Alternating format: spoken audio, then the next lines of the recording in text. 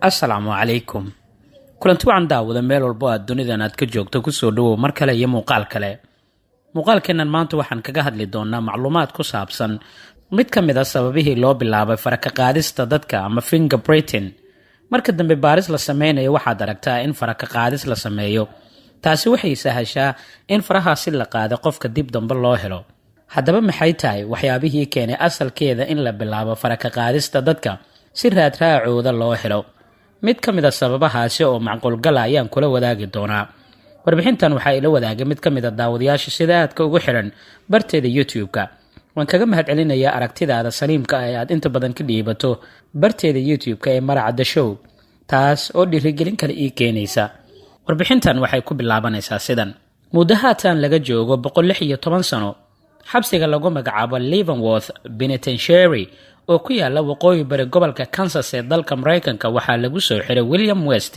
Markii qaybta diiwaangelinta loo geeyay ee la damcay in magaciisa la qoro, sawirna laga qaado, qofkii diyaarinaya xogta William West ayaa wuxuu u sheegay in goor horeba uu ku jira xabsiga oo magaciisa ay hayeen. William, isagoo oo yaaban ayaa sargaalkii booliiska ah wuxuu ku yiri, anigu weligay magacayga booliis ma aanan siinin ee iska hubi. Askarigii oo yaaban ayaa William waxa uu tusay masawirkiisii oo aan laga aqoon oo haddana wata magaca William West ay ugu qoran tahay. Laakiin yaabku wuxuu ahaa in William uu u sheegay askarigii in sawirkiisa isagu uu yahay balse aanu ogeyn xilliga laga qaaday iyo sababta loo qaaday. Askarigii ayaa wuxuu u yeertay saraakiil kale isagoo oo ku wargeliyay xaaladda yaab kale ee uu arkay. Waxaa la bilaabay baaritaan, kadibna waxaa la ogaaday nin kale oo magaciisa uu yahay William West oo lagu xukumay dil uu geystay ayna isku eg yihiin, weliba si la yaab leh Williamka kale oo xabsiga uu ku jiro muddo 2 sano ah. Jahwareerka ka dhashay labada nin ee isku magaca ah haddana isku eg muuqaal ahaan ayaa sabab u ahaa in laga fakaro xal kale oo dadka lagu kala saaro. Kadibna waxaa la hindisay qaadista faraha.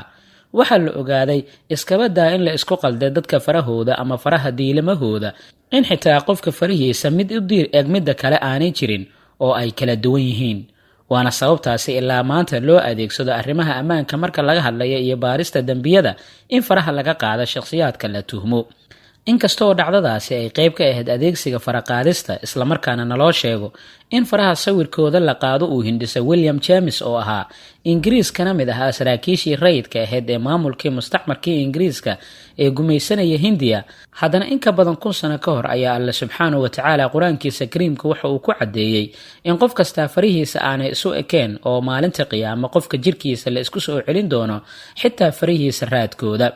Warbixintaani waxaa qoray Mawliid Xaaji Cabdi, waxaana ila wadaagay mid ka mid ah saaxiibada sida aadka ugu xiran barteeda YouTube oo aan kaga mahadcelinayo. Waxaan rajeynayaa inaad macluumaad kooban aad ku ogaatay mid ka mid ah waxyaabihii sababay in dadka bini'aadamka faraka qaadis lagu sameeyo marka laga hadlayo hay-adaha dambi baarista. Muuqaalka xiga intaan ku kulmi doono waxaan kaga tegayaa sidaa iyo nabadgelyo.